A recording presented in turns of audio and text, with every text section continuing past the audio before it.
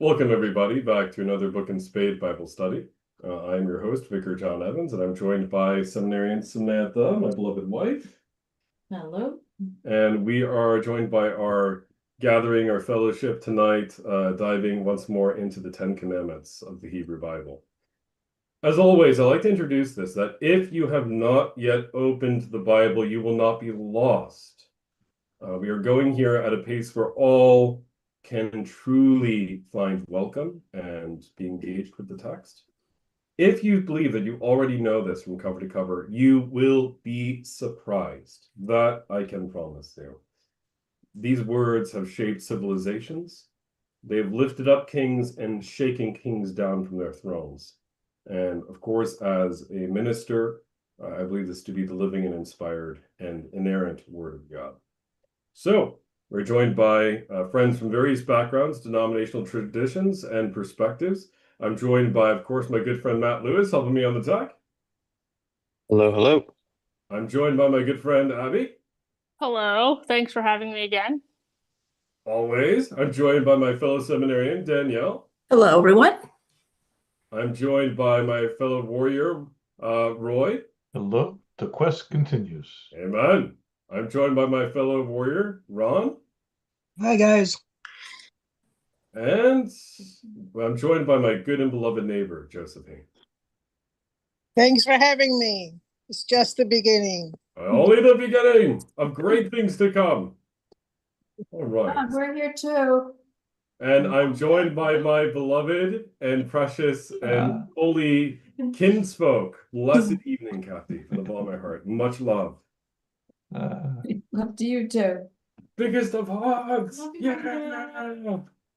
All right. So as I reach out to my kindred as well, we stand in blessing. All right. So we're going to continue the Ten Commandments. And wow, I had no idea how spicy the Ten Commandments would be teaching the text. It is awesome. So last time we were on Commandment 6 or 7, depending on your counting. Different traditions will count them differently. Sam, are you where we have caught up? Well, we were on you shall not murder. No, we are past you shall not commit Shall adultery. steal. We were past adultery. Okay. You shall not commit adultery. Okay. Yep. So you shall not steal. You shall not steal. Thou shalt not steal. Sorry, I'm like still looking for number 20 here. Could you search for you shall not steal? Yeah. That might work. You. Shall not So steal. as I was looking for this, the question before us is, on the surface, this seems basic until you look a little more closely. You shall not steal. Why is this one far more profound than we can possibly imagine?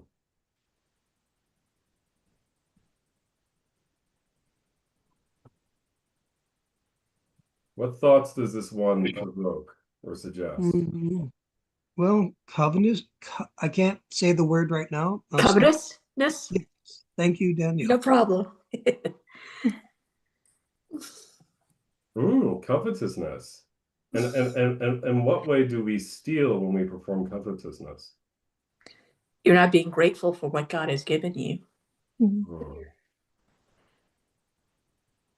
So it's more like, I mean, it's also about physically stealing from another person, but it's also like, I don't know, like stealing an experience from someone too. I like that. If we press that further, Sam would have given up Luther's commentary on it. I know he goes in that direction as well. It's more that, because what I would say is, if we reduce this simply to stealing objects, we will forget all the ways in which we as a culture can end up falling into forms of, spiritual theft as well. For what Luther presents, he says, we are to fear and love God so that we do not take our neighbor's money or property or get them in any dishonest way, but help him to improve and protect his property and means of making a living. So what does that, if theft is a thing, what does that imply about private property?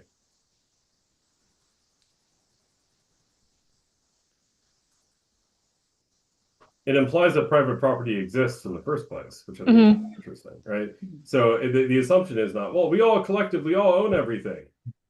It's actually not division here in the text. The idea is that there are some things that are uniquely yours and mine to steward, I think would be the right language in Genesis 1, not to hoard, but to steward.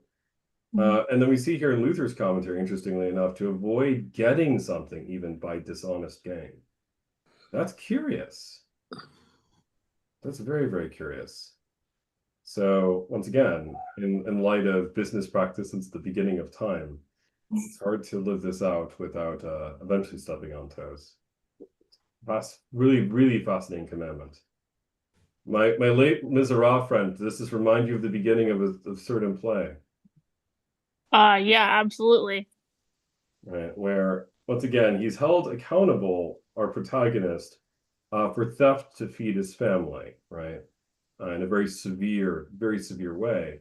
But in reality, you know, his whole life is being stolen. So ethical questions like that get raised. Well, and then you know, he's basically rearrested and steals, you know, everything from the bishop.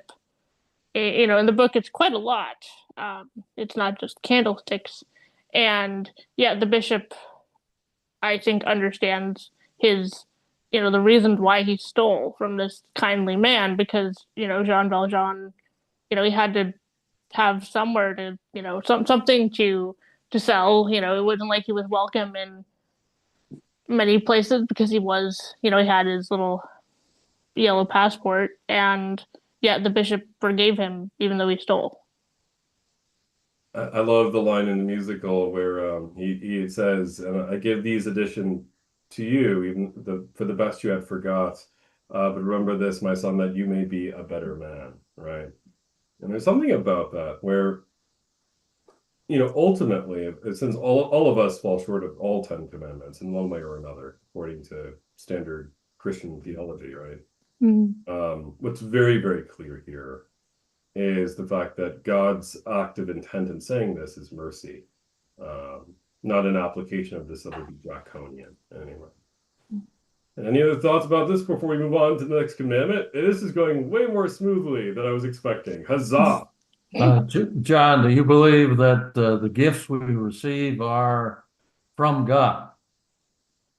Yes, I do. All right. Then if someone were to take your gifts, whatever they are you redirecting, is that person redirecting God's purpose?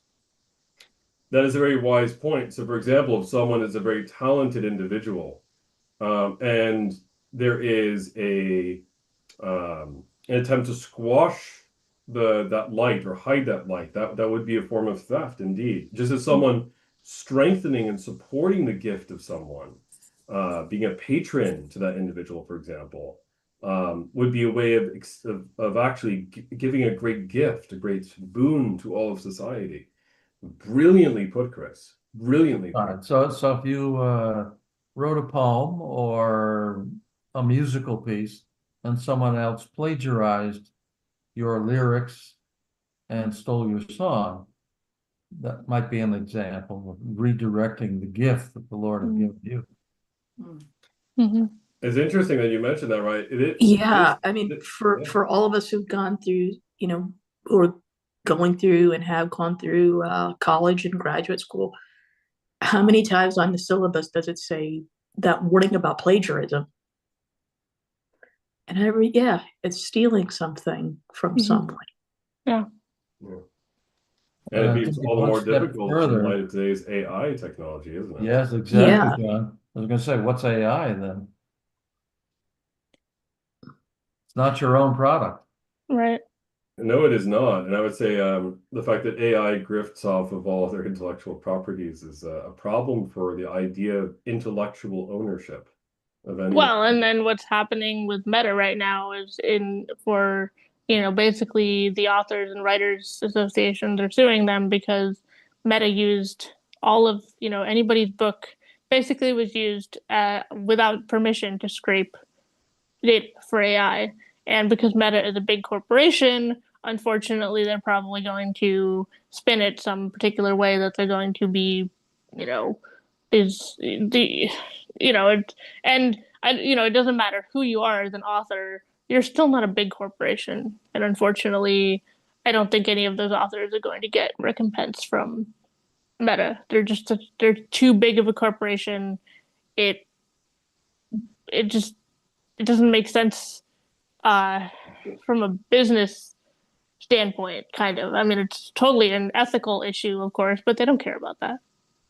Yeah, the whole internet is kind of like the Wild West. You know, the famous phrase, there's no law west of the Pecos. Mhm. And what's curious, right, about that Wild West scenario is because this is where, all the spaghetti westerns have been coming up for me this week, curiously enough. I think it's a divine nudge of some kind. We have to break out Stagecoach as well. Otherwise, Oh. But what I will say is that the internet reminds us that there is still responsibility even there. If you ever watch a Western, for example, it's curious that an ethical people will stand out in an unethical environment. And even though they might have disadvantages, people recognize that moral core.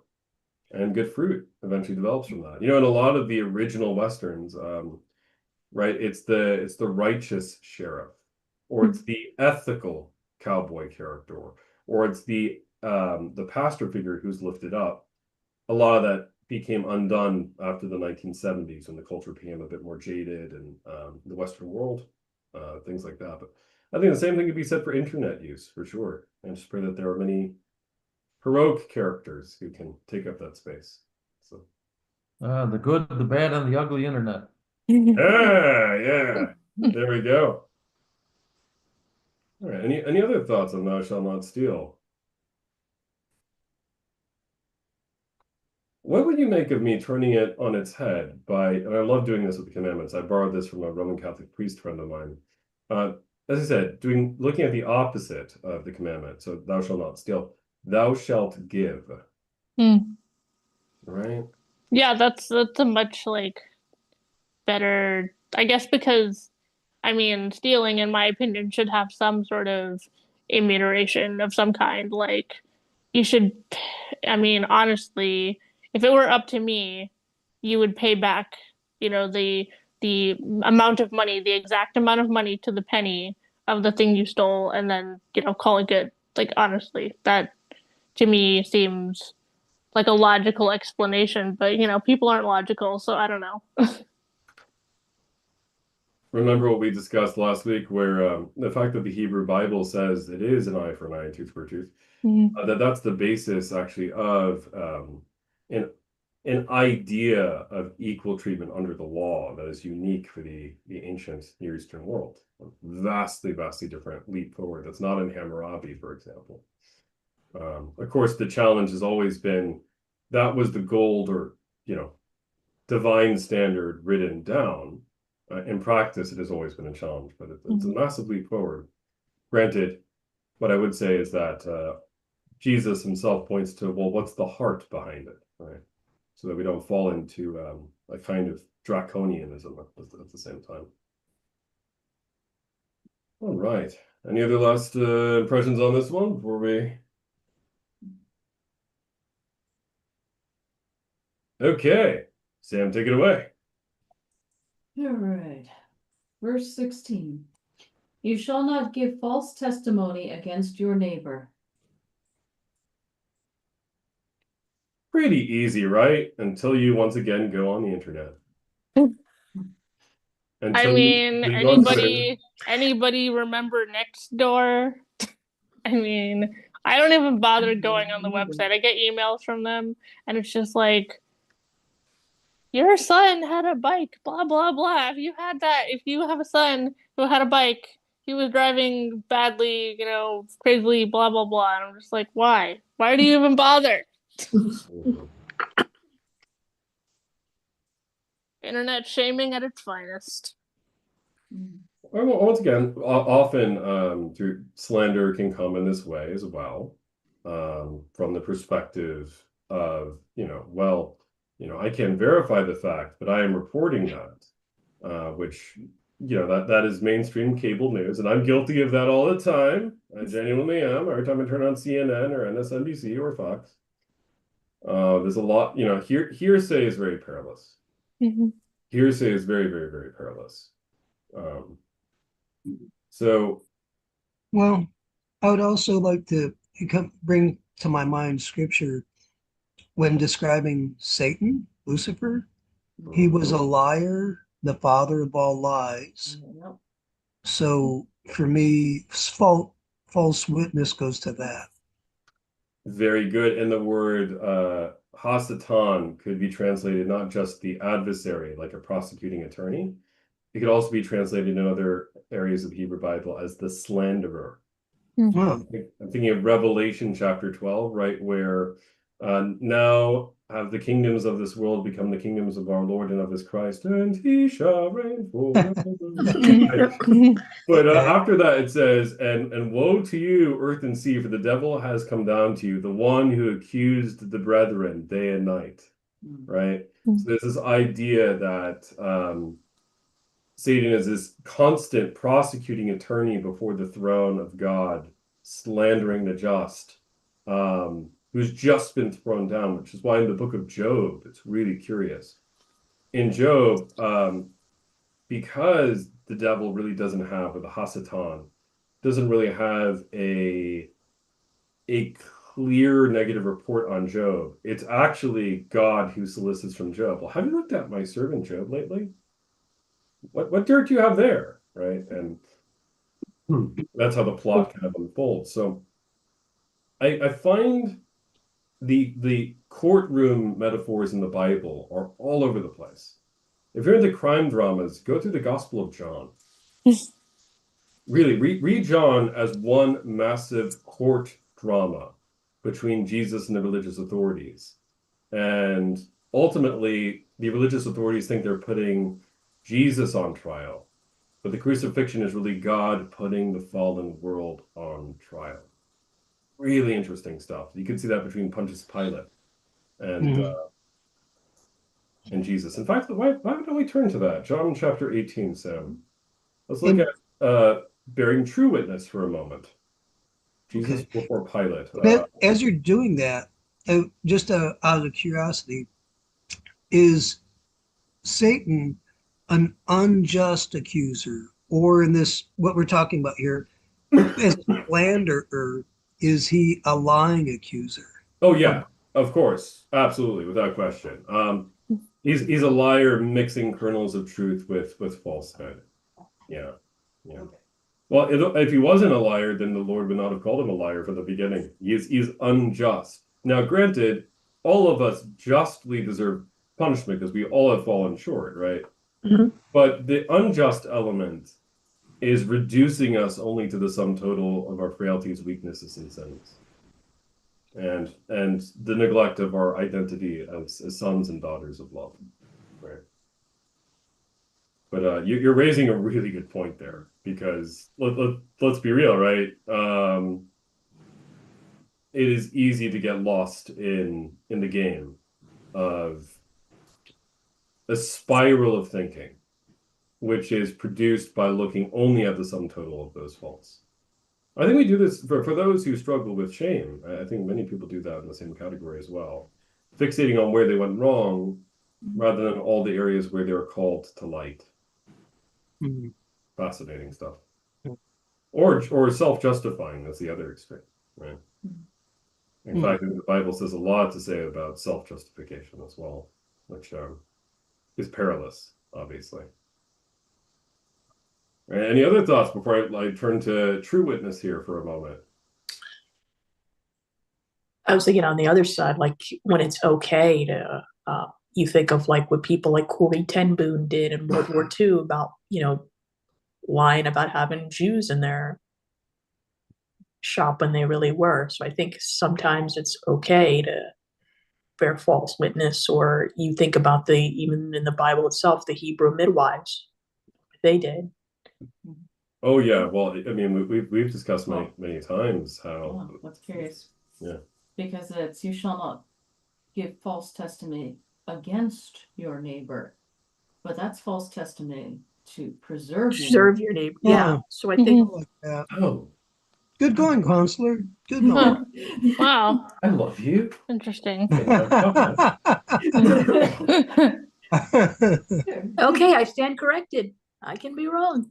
No, but Danielle, to your point, this is Dietrich Bonhoeffer's great statement, right? Better to, and once again, this is a quotation from him. I'm not saying I endorse the quotation here, right?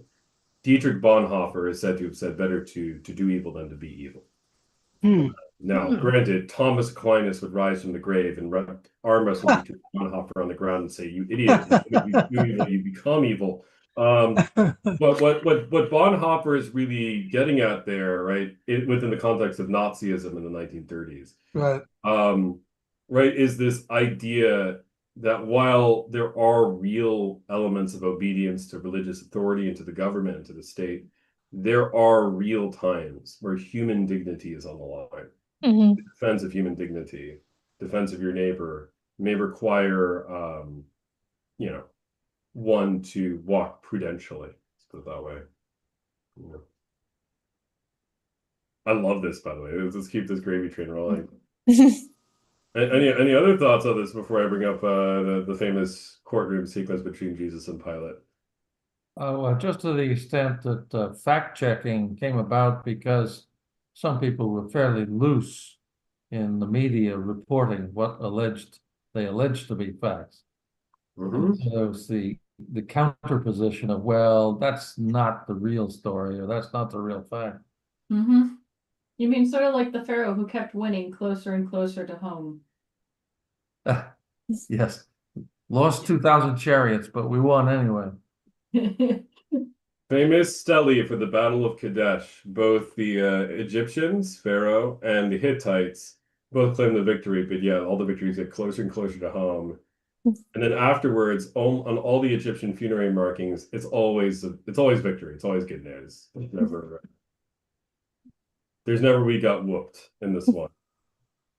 One exception, by the way, that I can think of. I'm sure there are others, but there's one big exception. I don't know how to spell it. It's called the Ipuwer Papyrus. And the Ipuwer Papyrus, or the admonitions of Ipuwer, dated from anywhere from the 1500s BC to about I want to say the 1200s BC. They describe natural disasters occurring in Egypt where, the Nile turns to blood and the sky goes dark and Oh, slaves right, rise up right. against their masters. Why does that sound real familiar? I think I heard that. And yet there are still people in seminaries to this day who deny the biblical Exodus. It just baffles me. I'm like, it's right there.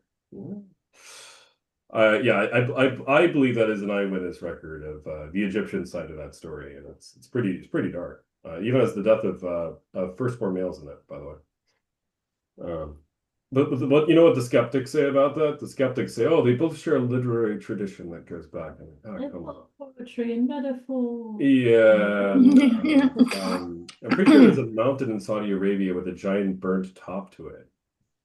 Split rock at the bottom with 12 pillars. I would tend to disagree. All right. Any other thoughts about bearing false witness, eh? I noticed that the publishers today require that you certify that you did not use artificial intelligence in developing your manuscript because they view AI as plagiarism. Yep. May that continue, and my students continually to take the same tact. Although it's hard to prove all the time that they've AI'd it. Although you can really read it, you can tell. I'm reading an essay by one of my students with Sam. I'm like, wow, their vocabulary suddenly became Right. Right. Yeah. Well, but I thought AI wasn't particularly verbose. I thought it kind of didn't use big words. No, it no, does. it It does. It makes you sound like a much better writer than you really are. Okay, all right. Yeah. I have not experimented as much with writing with AI, so it uses certain. I know it uses certain words and phrases and certain, turns of phrase. But yeah, anyway. Yeah, I mean, like the thing with it is you just have to be very, very careful on how you use it because, like, I only use it like to like help me study or if I need a little help with the research or something. But for actual writing, no, because it just you can tell it's so well done. Mhm. And like you know that a human couldn't have like honestly just sat down and written that.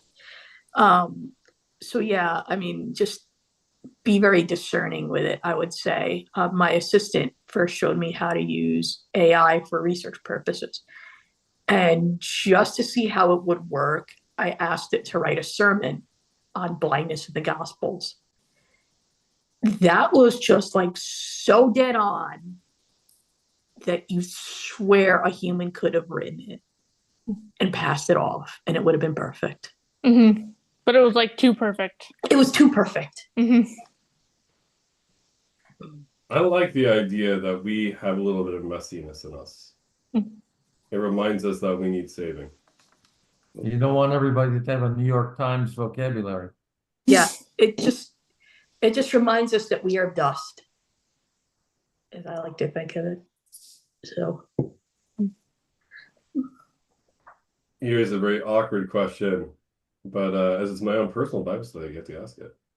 And we don't have to explore a direct answer right now. So let's assume that there are, and I believe that there legitimately are cases of, spiritual interference in the world. They're rare, but they do exist. Cases of possession, infestation of a house. More common is oppression, right? And this can occur for human beings, it can occur for places, it can occur for inanimate objects, it can occur for animals. What about the internet? What about the internet? yeah. Yeah. Because it's as much as we don't want to think about it, it's still run by humans. Mhm. So yeah. I remember hearing an interview with a Catholic priest a few years ago saying that because of the use of our technology, exorcisms are going up. Yeah. I believe it. Yep. I strongly believe it. I think that's deep thought. Well, I the internet started because, from what I understand, it was a way for the military computers to talk to each other in case of a nuclear strike. So there's your origin story. That And sends chills down my spine. Which Well, is didn't Yeah. mean to bum you out. Sorry. Yeah, but you're right. That's what it Yeah. was. Mhm. Yeah. But it's so, and the nature, you said that places can be infested Yep.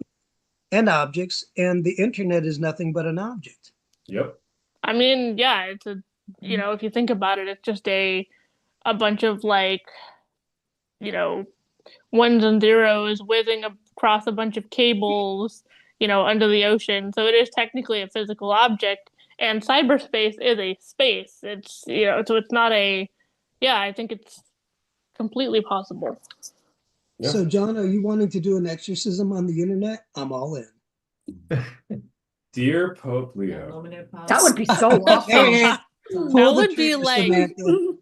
how would you even do that? I mean, there's so much stuff happening on the internet that you could never cleanse it because the next during the cleansing there would be 50 million other horrible things happening. I'm just curious if any of the server farms would catch on. Boom. As a good Lutheran, this is the way I perceive it. Before I eat a meal, I pray in gratitude for the gift of the meal, right, and also to bless it, right.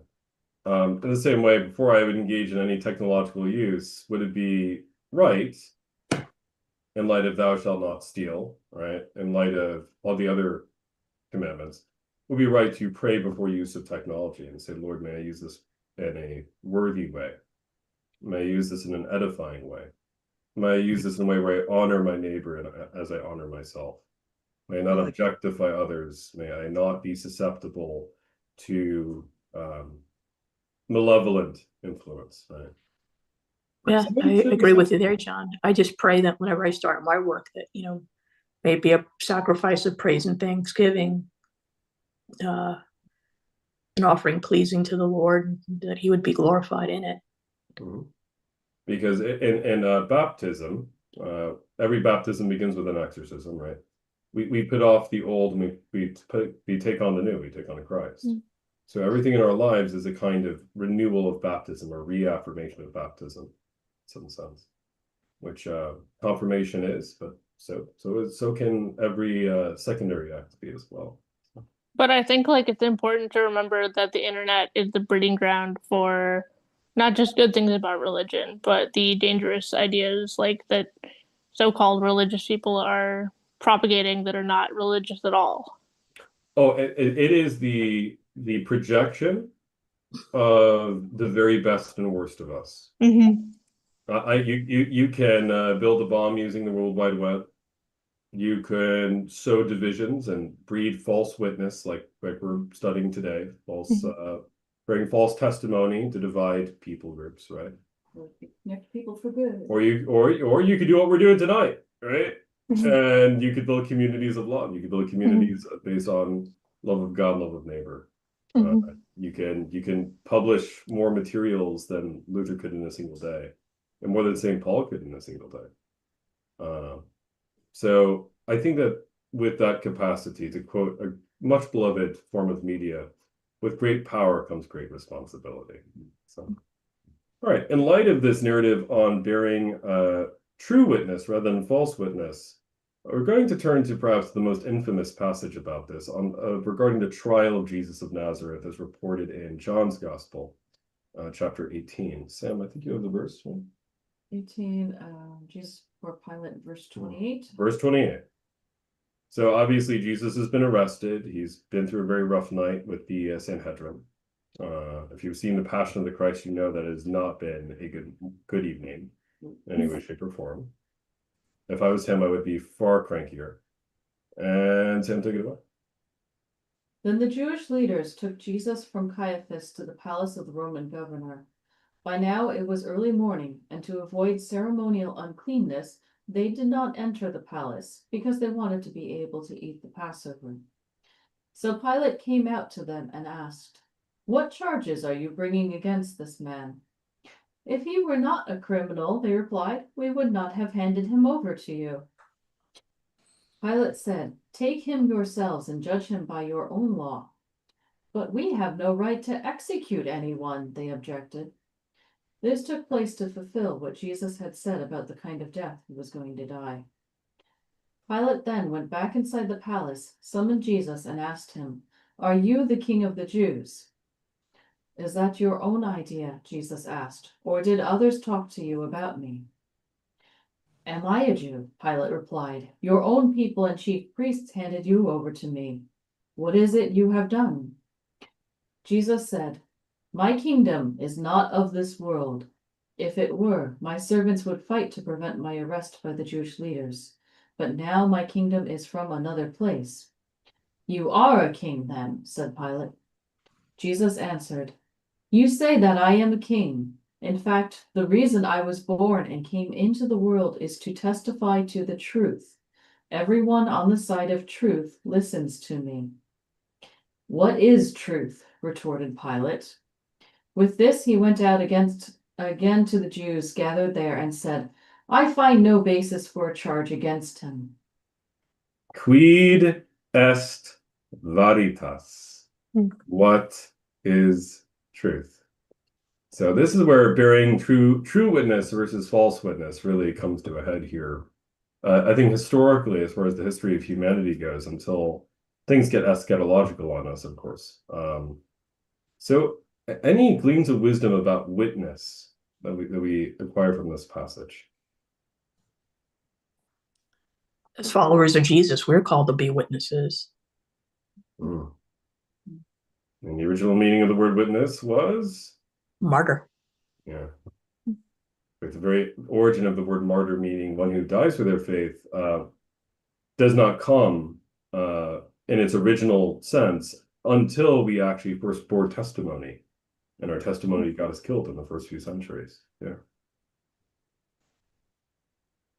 Other thoughts? Any other elements of this passage gleans about bearing true witness? My kingdom is not of this place. There was no witness there. And there was no true witness there. It's a void. It's the emptiness of that. In what way was there no true witness there? Who was there to be the witness of the Christ? He was among those who did not see his work.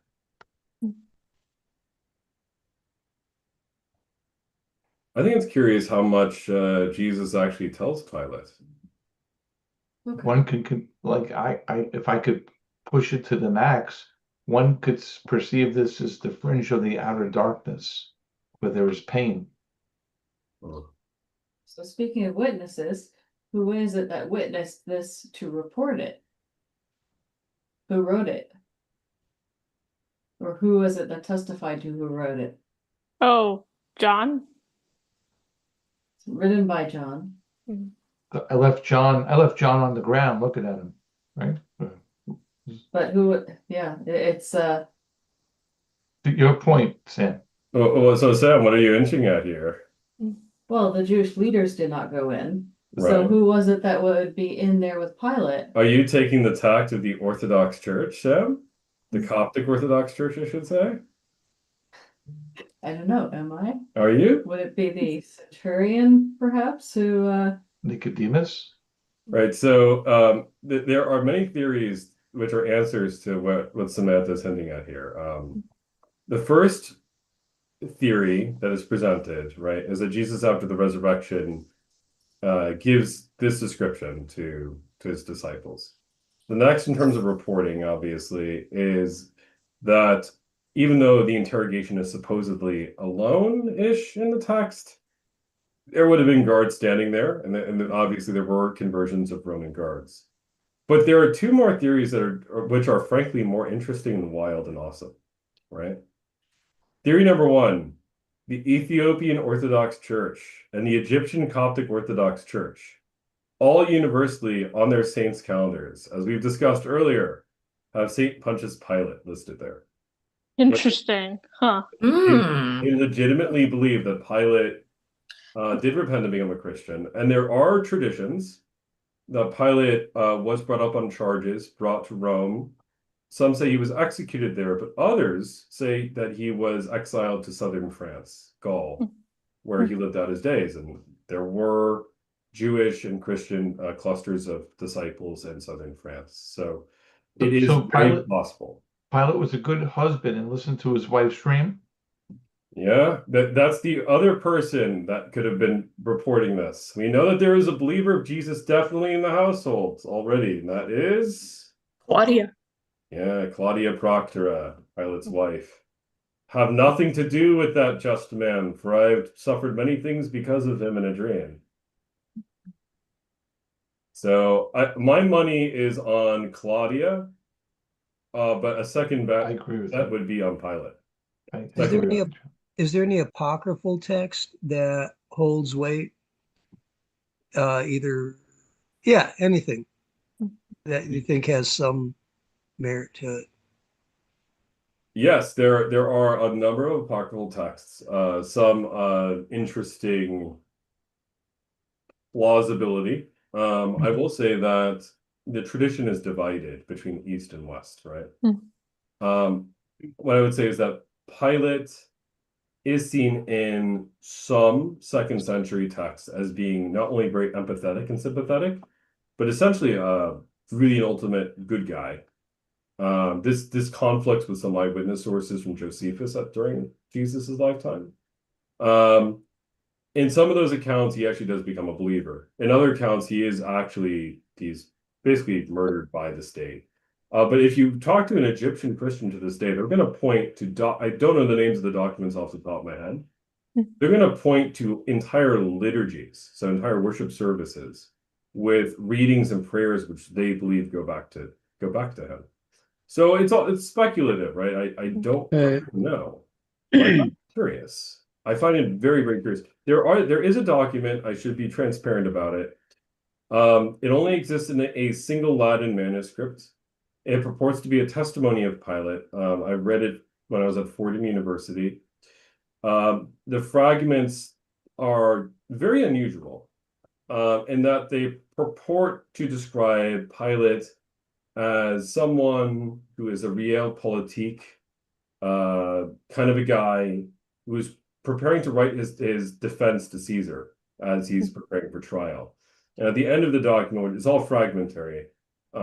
He's going to Gaul, and his wife is basically nagging him in the text about baptism. That would, let's be honest, I don't know the provenance of that document. It could have been written in the 1950s. It could have been written in the 300s. It could have been written in only 120 AD. It could have been written in 50 AD. I will say that it is a fascinating document. The one thing which we need to be wary about with forgeries is in the Middle Ages, there were a group of texts called the Gestis Pilati, or the Acts of Pilate. There are many versions. Some might be accurate, by the way, but you know that you have a forgery on your hands when it has verse numbers attached to it.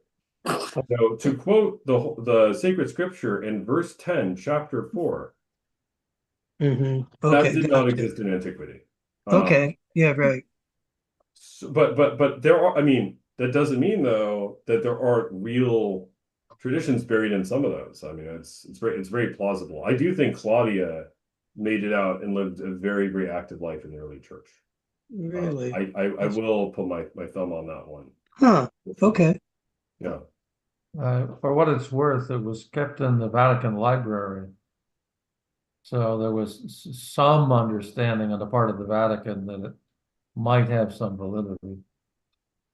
I agree with you. I personally think that the Latin manuscript I read, someone thought at some point in the Holy See that this thing could be legitimate. So that's interesting for sure.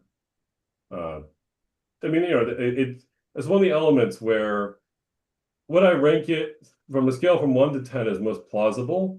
I couldn't give it a 9, but I would not give it a 0 or a 3 either. I'd definitely give it like maybe a 6.5. Okay, You know, that's interesting. I would usually dismiss it. I am, but the more I dig into some of the apostolic stuff, I'm like, maybe. All right. How about we move on to the next commandment? I want to. I like witness stuff, but you know. All right. All right. It's verse 17 for me, but maybe that's wrong. Yeah, verse 17. Verse Oh, 17. okay. Yeah. All right. You shall not covet your neighbor's house. You shall not covet your neighbor's wife, or his male or female servant, his ox or donkey, or anything that belongs to your neighbor. Don't watch commercials. Don't covet anything. Well, They obviously never met a 21st century American or Westerner. I got a question about this one. Yeah. Would this go back to like Cain and Abel? Riff for me. I think Alright, it does. so- I think it does. So Abel's sacrifice accepted, Cain rejected, and God intervenes and said, why is your face sad? Sin crouches at the door, waiting. Sin crouches at the door, but you are to master it. And I might be botching that part up, but what I'm wondering about is Cain's sin was coveting. Mhm. It was wanting what he didn't have. And James, he goes, you have wars because it starts in your heart. You want, but you can't have. And so there it is. I'm kind of throwing the ideas out on the table, not stitching them all together, but those are the parts. No, I think that you're on the money with James about where do wars come from.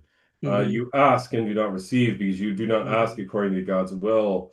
You know, you carry out these things, these desires, to Right. fulfill your own lusts, right? Your own Right. disordered affections, right? It's not Right, just- not a comment on. Right. So what's interesting is that you're right. Cain has clearly disordered affection. Really, he has ego, he has pride, he has envy towards his brother. Mhm. He covets the status Abel has, right? Right. And what's interesting, right, is our culture teaches us that covetousness makes us really good competitors, and teaches us to be survivalists at the end of the day, right? But the Bible roundly condemns that, in the sense that when we begin to desire what another possesses, or envy what another possesses, or hunger for what another possesses, Mhm. usually that means that you're missing out on the unique gift that is you in the first place. Unique gift that is me in the first place, right? I mean, God made you uniquely to be you for a reason on the earth. Cain was never meant to be Abel. Cain was meant to be uniquely Cain. His offering was supposed to be accepted. He fell short there, right? But I think that jealousy, in the modern English sense of the word jealousy, the word has changed meaning, by the way. It's really the root cause of the collapse of Western civilization post-Enlightenment. And for that very reason, I think that there is vast confusion as to who we are, where do we come from, where do we go. So much so that when I speak to those who do not come from this cultural context, and I'm not lifting another cultural context up on its own pedestal. All these cultures we're all fallen. We all need grace, right? They are amazed by how we are obsessed with stuff so much. I mean, Right. it says the guy with bags of Bibles up there, but we are a stuff obsessed world. Right. Although it's curious that this possessiveness extends to not just stuff here, to what your neighbor's servants, Your neighbor's wife, which like that's a no-brainer. Like but like there have been, crimes of passion over, I'm sure a neighbor has shot his neighbor because he loved his neighbor's wife. Is anyone familiar with the case of Crazy Dan Sickles? Of who? No? Crazy Dan Sickles. Can you say that one slowly? That sounds like it should be an album. Dan Sickles. Dan Sickles.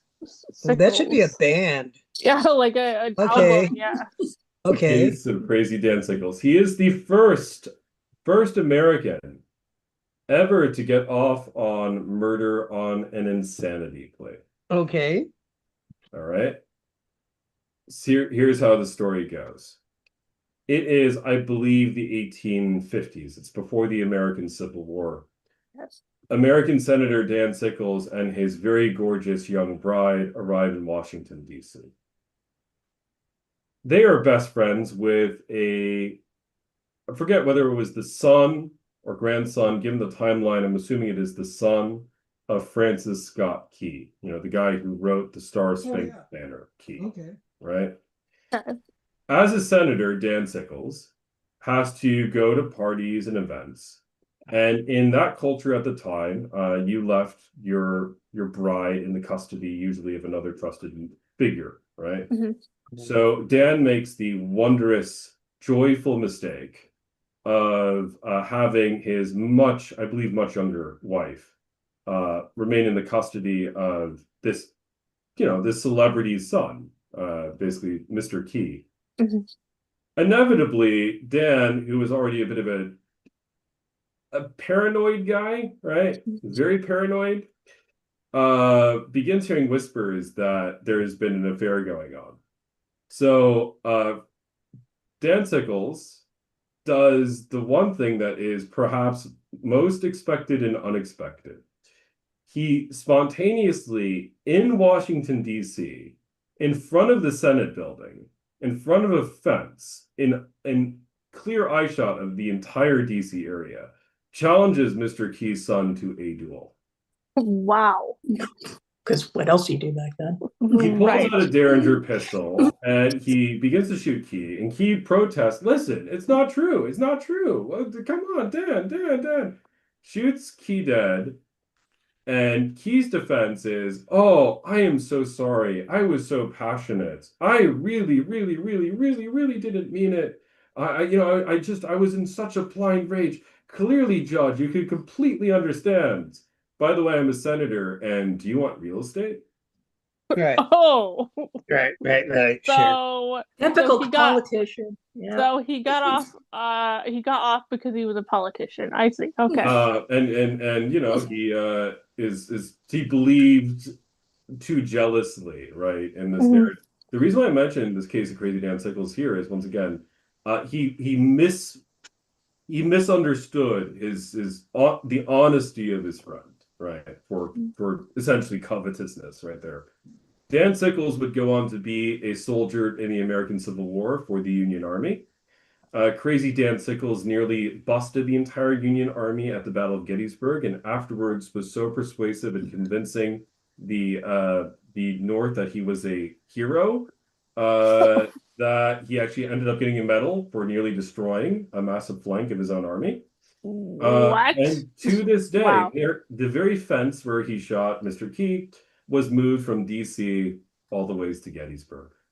However, he's also the only one who does not have a statue.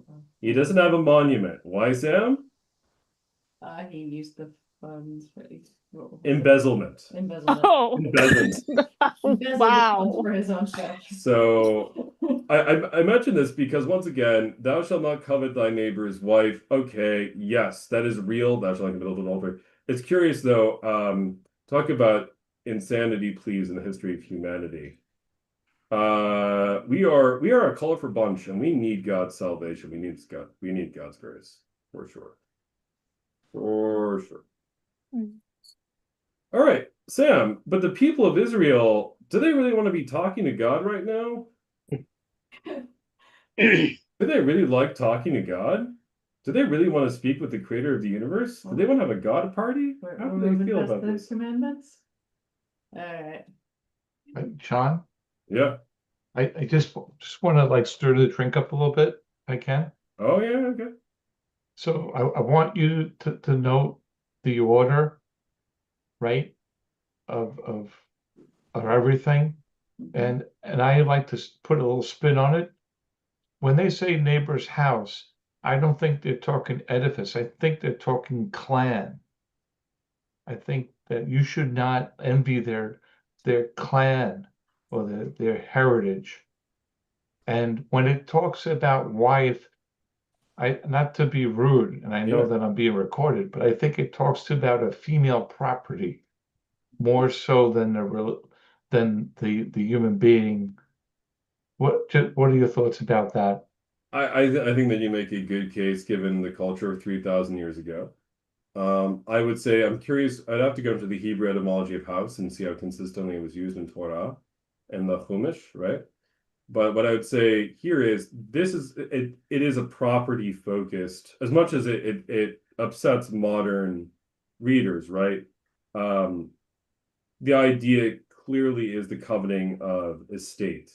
Unfortunately, given the view of male servant and female servant. Although I will say the view of slavery contained in the Torah and the Chumash is, to stir the pot here, it's vastly on paper more ethical than some of the other systems that were involved. So in theory, every 7 years they should have been let free in Jubilee. The Bible honestly reports that people never really performed Jubilees that faithfully. That they always would fall short in some area of that Jubilee understanding. So yeah, and you're right about house. Let's assume it's clan for a moment. If you're a tiny little Benjamin, of course you're gonna envy big Judah. Right? If you're if you're the tribe of Dan, you might begin to envy the tribe of Naphtali. So it's good in terms of keeping peace between the tribes. Very, very, very good, Roy. Very good.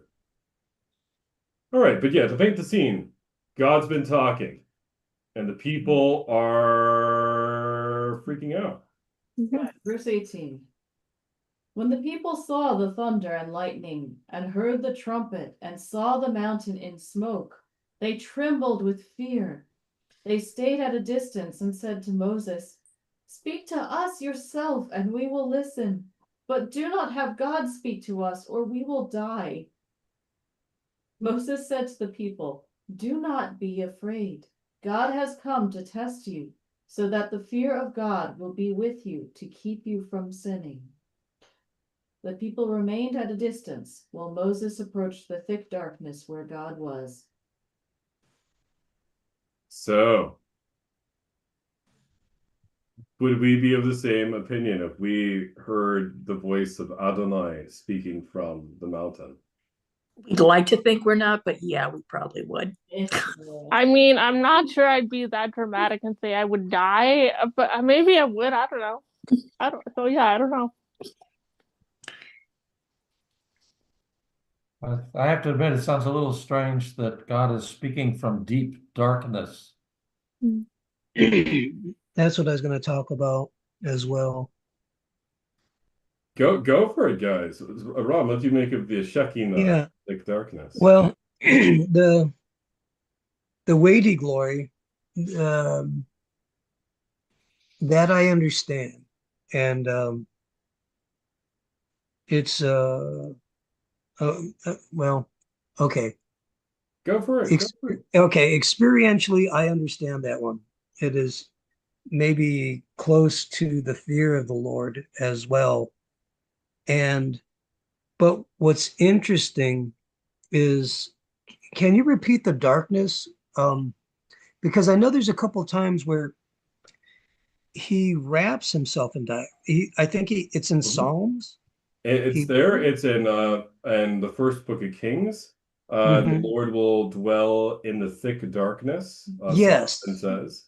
Okay. In Genesis chapter 12, Abram makes a covenant with God, and remember he splits the animal in a horror of darkness, and something what? like burning, basically oven pot is sailing through the air. So it's curious that throughout the Hebrew Bible, the consistent image of God is a pillar of fire or pillar of smoke. So this is interesting because, it's okay. So God's not going to contradict himself because God is light. However, I like this. It blows people's minds when you say, "Oh yeah, God has darkness." God, it's not that he is darkness, but I think, man, I'm just hesitant to just go into this. No, do it. Go. Okay, I've experienced everyone's experienced evil darkness. Like, okay, it's nighttime, it's either, everyone's experienced that. But the curious thing is I've experienced a darkness that was peaceful. It was black, but it wasn't, it was the opposite of malevolent. It was like the best summer evening, but instead of having stars in the skies, it was just all dark. Not so, and the peace that was with it is the thing. So when they say he's in darkness, it's not really a bad thing. It's if you enter into it with Jesus. However, I could see if you don't know Jesus and you're just entering it into the first time as a freshman, it might freak you out. And more than a freshman, I think, to agree 100% with you, Jesus is for us the atoning lamb. So I can go before the Father, and I know that and not from a place of presumption, but from a place of knowing my own frailty, right?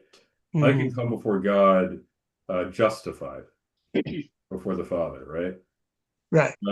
It's curious, the next few verses after this, there'll be the establishment of an altar.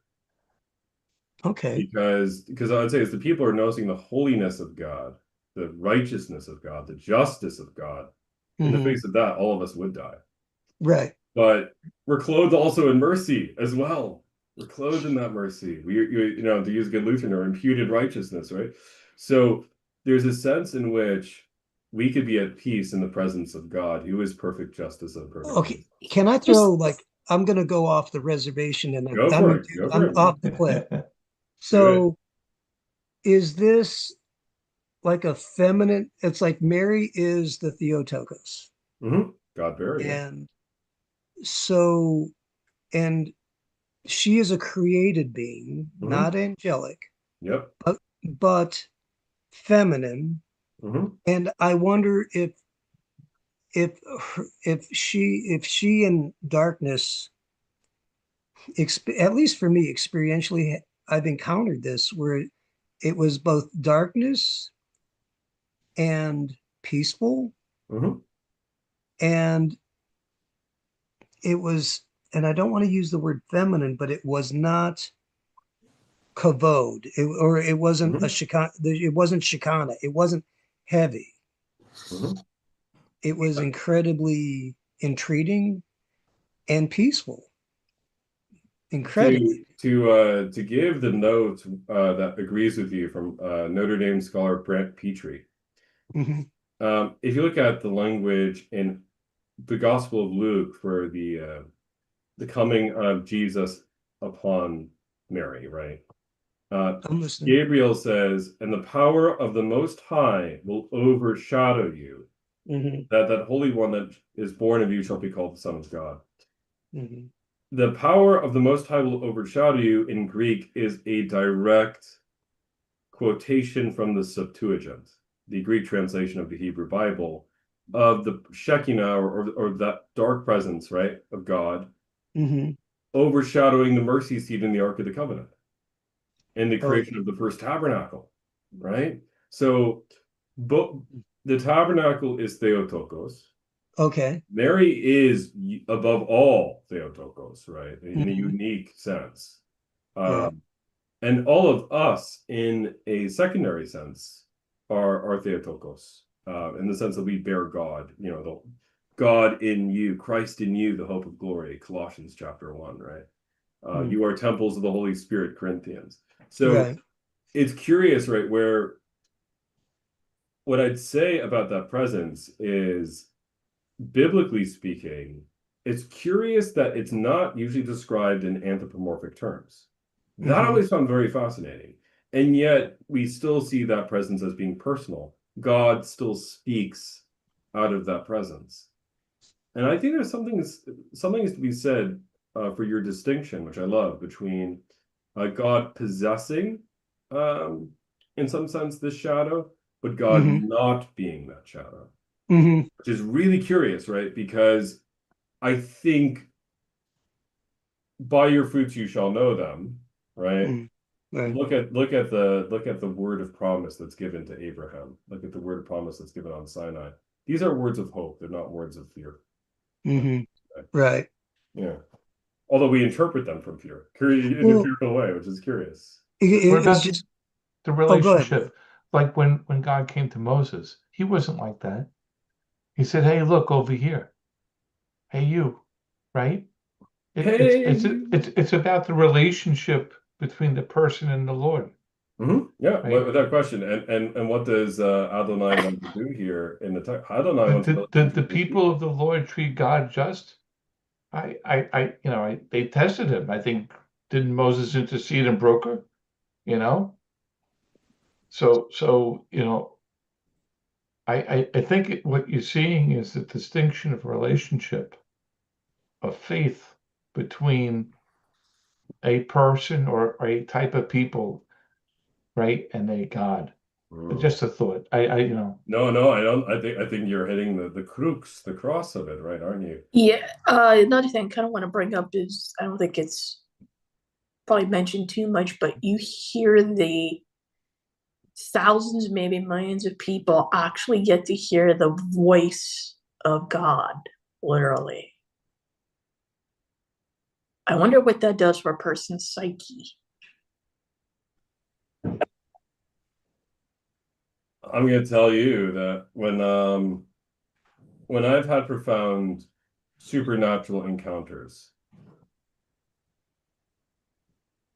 I've had to turn to Sam like, did you encounter that? And she's like, did you encounter that? Did you just encounter that? Right?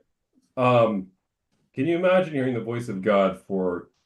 I don't think this was. If I read the text closely, this was not a 10-minute event. All morning, the presence of God descended on Sinai.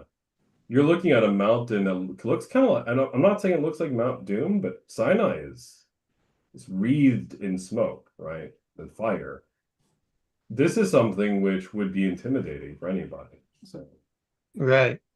Well, and also, if you don't have an encounter with the Holy Spirit, with God within your heart, you're going back to being ushered in by Jesus, going into the presence of God, all you would have, and this is me guessing, is you would have the fear of the Lord on you or encountering it. And then you'd probably just be understanding how much you are not like God.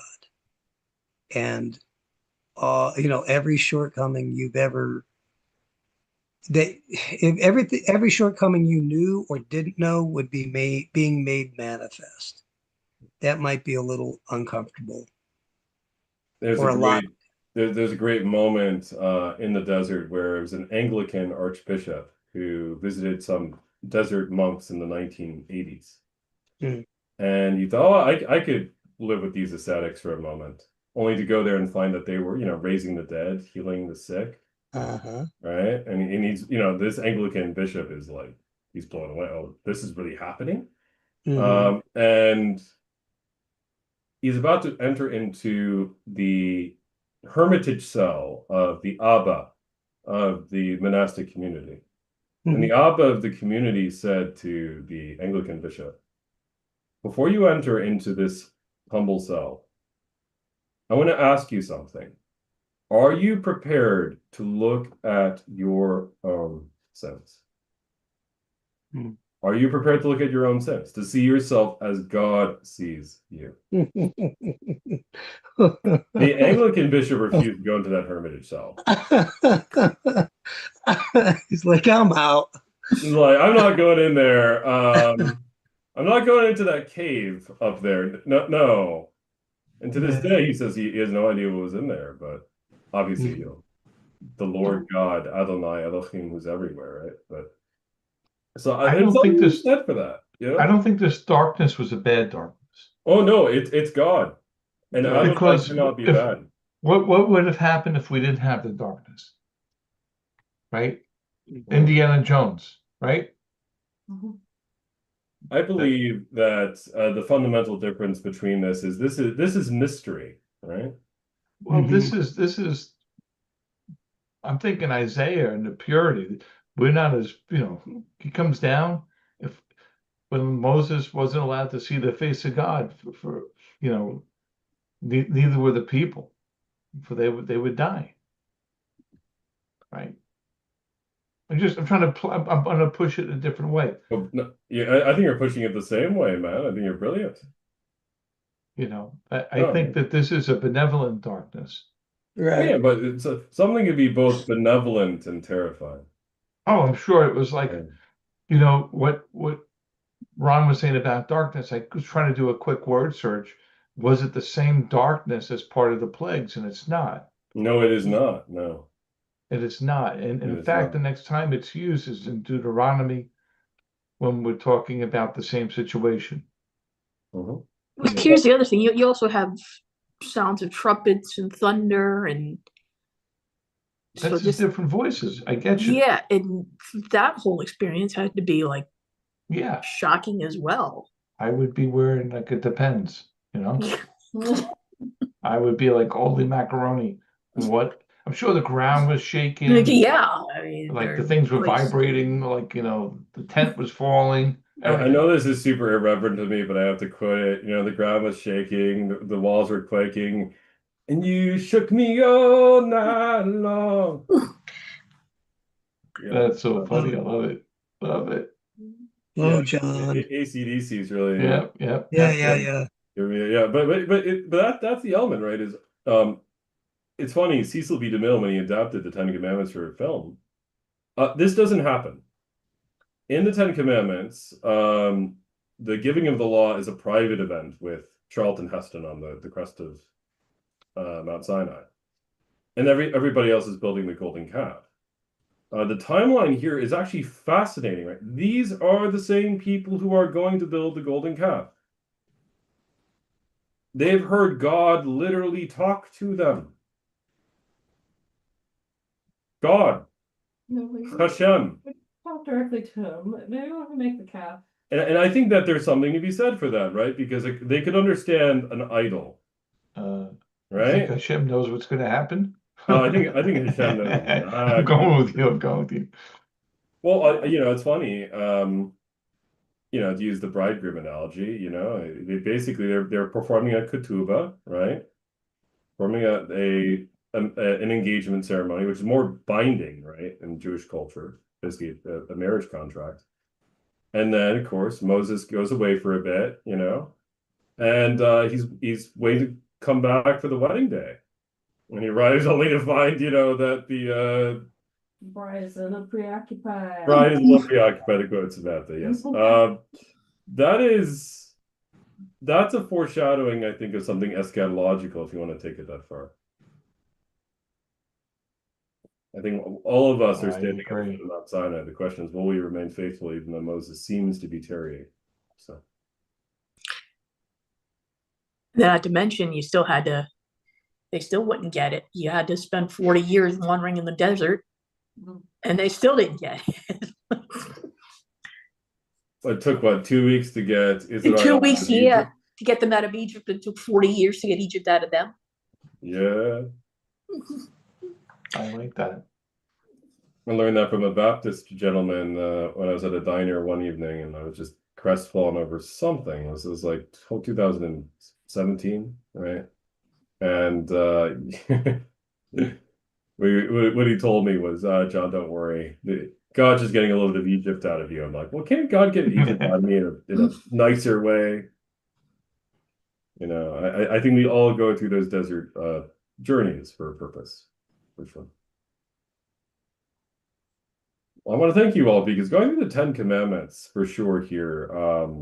I was thinking I would do it as a one-off. I had no idea I would go through a whole 3-week series with you guys. This is awesome. I just want to compliment everybody on the wisdom and the tact of going through some of the messiest material. Messy not because the word is messy, but because we are at the end of the day, and just the love and the warmth of everybody present for sure. And kudos to my awesome seminary bride for your genius in helping me see things that I've never seen in the text. So, okay. Do you want to read about the altar, or do you want to just go into prayer requests? What time? Well, it's time. It's time. Yep. Oh, You gotta leave time for me to make dinner yet. okay. That's pretty. We'll go into prayer requests then, and we can let Matt know. And as I'm waiting to hear back from Matt, any last commentary on these 10, not 15 commandments? Yes, I like to throw something out there. Yeah. I think when you read them, I think you read an ethics statement from the Lord. It's all about his ethics between man and him. I think to what you said earlier, like what he will not do, and he's pushing it, and so we should not do it. And why is that? Because we're created in his image. It's a true ethics statement. He will not covet or lead us to covet. He will not take away our rights, our birthright. He will not kill, because he will send his son to give us life. But he will not let someone steal it from us. I think it's a real ethics statement, God's ethics. Just a thought. I'll just say I'm glad these are commandments and not suggestions. And I think I think particularly in our culture, really need to start thinking of them that way. Like, these are commandments, not I highly recommend or I suggest you live this. Yes, I agree with that. Yeah. The world would be The world would be a much better place if we did. Yes. Yes. Oh, I love that thought. Matt says ready. Yeah, I mean, I want to be cheeky and just blow up the whole cameras for another hour, but once again, I would raise the question, was this given just to Israel or to the whole world? I think that Jesus makes it clear it's given to the whole world, as well. It's the moral law, right? And then, of course, its application in civil courts of justice. I'd say that this has universal application. Universal application. You mean the U.S. democracy and Constitution has a similarity model after the Ten Commandments? Interesting. Oh wow! Interesting. It's funny that statement was not controversial only 30 years ago, but suddenly that's controversial. Interesting. Yeah, no, I'm very persuaded that the origin of our legal code as Westerners is entirely founded on this specific chapter of the Hebrew Bible, for sure. Interesting that grain, our grain is our biggest crop. Amber waves of grain. Interesting. Yeah. And oats. All right, so Sam, Matt says he's ready. Mm, Yep. All right, man. Thank you, my brother.